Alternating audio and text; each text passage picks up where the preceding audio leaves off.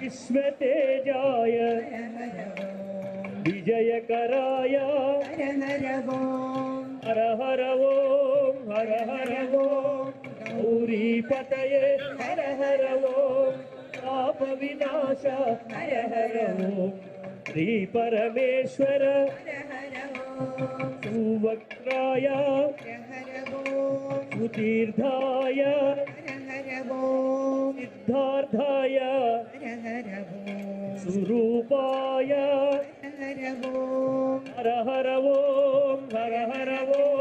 गौरीपतये हर हर ओम पाप विनाश हर हर ओम श्री परमेश्वर हर हर ओम विजटाय हर हर ओम श्रीकालाय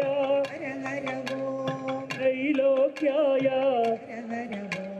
त्रिशूलधराय हर हर ओम गौरीपतये हर हर ओम पाप विनाश हर हर ओम श्री परमेश्वर हर हर ओम नित्य नर्ताय नृत्य प्रियाय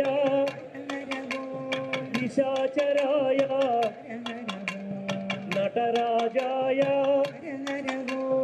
हर हर ओम गौरीपतये हर हर ओम पाप विनाश हर हर ओम श्री परमेश्वर हर शांतात्मने परम पूज्याय पाहि महेश्वर परमात्माय हर हर ओम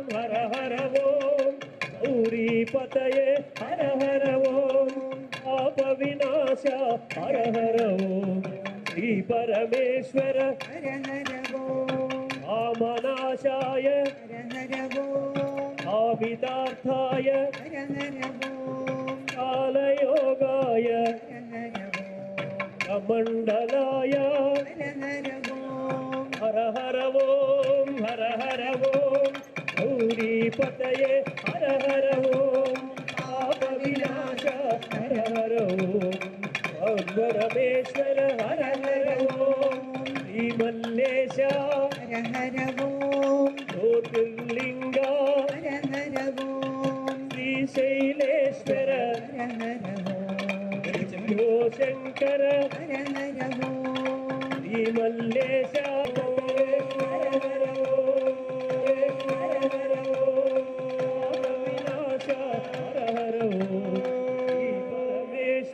हर हर ओम नमः पार्वती पतये हर हर श्रीशैलवासा श्रीगिरीशा नमो नमः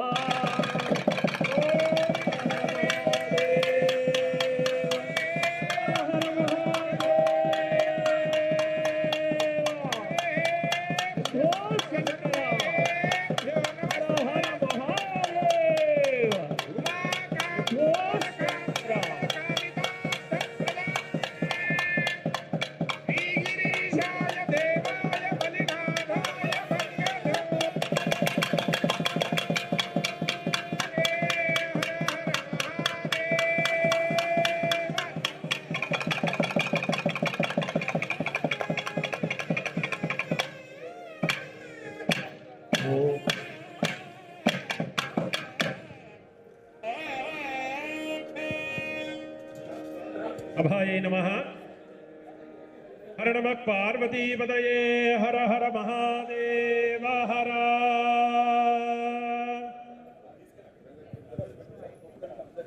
हर हर महादेव।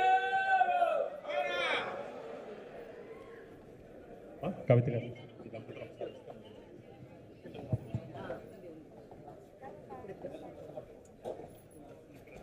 ओम पूर्वोक्तेवं गुण विशेषण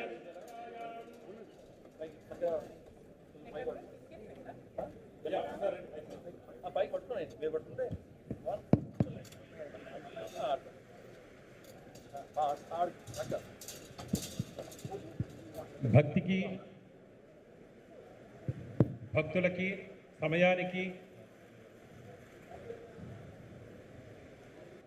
మనం భక్తిగా పూజ చేద్దాము అని అనుకున్నప్పుడే పక్క వాళ్ళు వచ్చి ఇంకెంతసేపు అండి అని అడుగుతారు. పోనీ త్వరగా చేసేసుకుందామండి, త్వరగా అట్లా ఇలా చేసుకొని అలా ముగించేద్దాం అనుకున్నప్పుడే అనుకోకుండా 2-3 గంటలు వెళ్ళిపోతూ ఉంటాయి. ఆ శ్రీశైల మల్లికార్జున స్వామి వారి యొక్క సుందర రూపం ఆయన్ని చేతులతో తాకి అలంకారం చేస్తూ ఉంటే ఎవరో ఒకళ్ళు వచ్చి గుర్తు చేయాల్సి వచ్చింది, గురువుగారు మీరు మొదలుపెట్టి 1:30 అయిందండి, తొందరగా కానివ్వండి గురువుగారు అని. అంటే ఆయన సుందరి మోహన్లో ఆయన సుందరమైనటువంటి స్వరూపాన్ని చూస్తూ చూస్తూ స్వామివారి యొక్క అలంకారాన్ని ఇంకా బాగా చేసి చూపించాలి, ఇంకా బాగా చేసి చూపించాలి అని మీ అందరికీ కూడాను ఆ స్వామివారి యొక్క దర్శనాన్ని కలిగించాలనేటువంటి ఆతృతలో కాస్త సమయం ఎక్కువైపోయింది.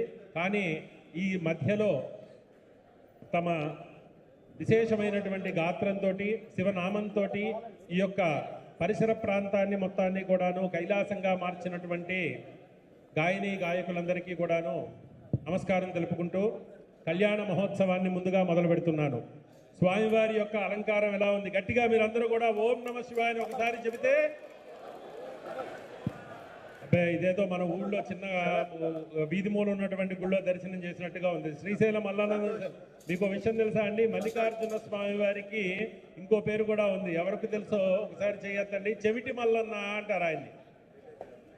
తెలుసా ఎవరికైనా? చెవిటి మల్లన్న అంటారు. అందుకనే గర్భాలయం వెనక్కి వెళ్ళి మల్లన్న నేను వచ్చాను అని చెప్పి ఆ మల్లికార్జున స్వామి వారికి గట్టిగా అరిచి చెప్పమంటారనమాట.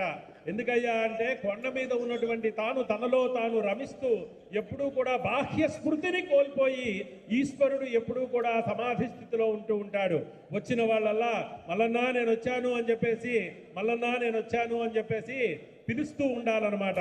కాబట్టి అందునే ఈశ్వరుడిని ఎక్కడ చెప్పినా కూడాను సైలెంట్ గా చెప్పచ్చు. కాశీ వెళ్ళినా రామేశ్వరం పోయినా ఒక్క శ్రీశైలం మల్లన్న దగ్గర మాత్రం గట్టిగా చెప్పాల్సినటువంటి పరిస్థితి ఉన్నది. కాబట్టి అందరూ ఒకసారి మళ్ళీ ఓం నమః శివాయ, ఓం నమః శివాయ, ఇంకా గట్టిగా ఓం నమః శివాయ, ఓం నమః శివాయ. భారీగా టిఫిన్ చేసిన వాళ్ళు మాత్రం చెప్పకండి, మిగతా వాళ్ళందరూ కూడా గట్టిగా చెప్పండి మళ్ళీ ఓం నమః శివాయ, ఓం నమః శివాయ. అంటే అందరూ లైట్ టిఫినే చేశారనమాట, సౌండ్ బాగా వస్తుంది అనమాట. గుడ్.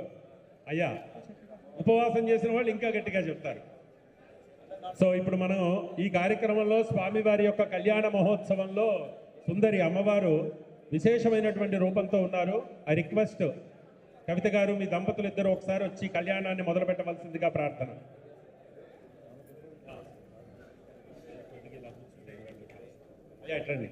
ఒకసారి వచ్చి సంకల్పం చేసుకొని ఇక్కడ కూర్చుందండి. ఓం కళ్యాణ